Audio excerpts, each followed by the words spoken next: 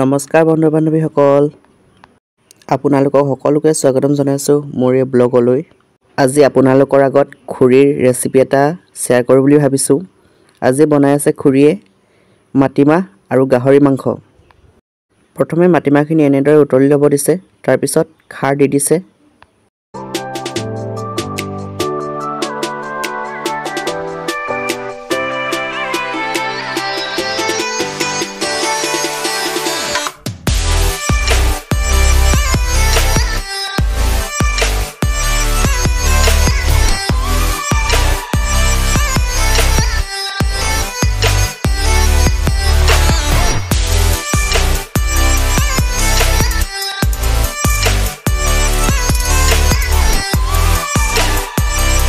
দেখিছে নহয় কি ধুনীয়া ৰং হৈ গৈছে। ইয়াতে এনেদৰে শুকাই থোৱা গাহৰি মাংসখিনি দি দিছে।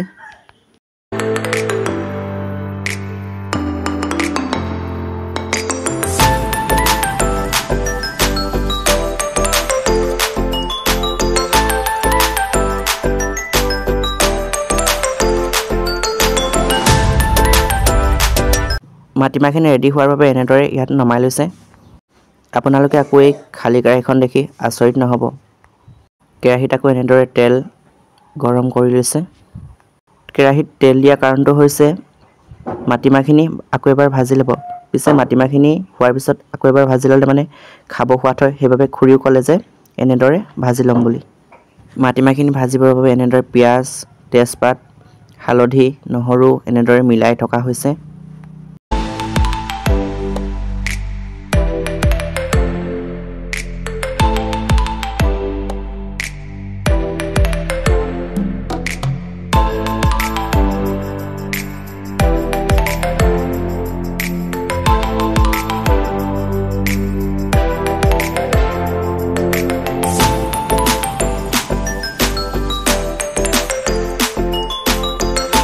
আপোনালোকে দেখিছে নহয় ইমান ধুনীয়া ৰং উঠি গৈছে। এনেদৰে ৰং উঠাৰ পিছত ইয়াত বনাই থোৱা মাটিমাহখিনি এনেদৰে ইয়াত ঢালি দিব।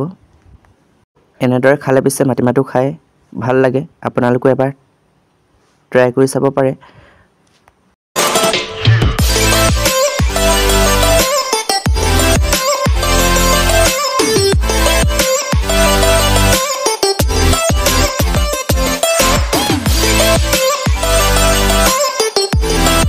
আজিৰ এই খৰিৰ ৰেচিপিটো চাই কেনেকৈ পালে কমেণ্ট এটা কৰি জনাই দিব।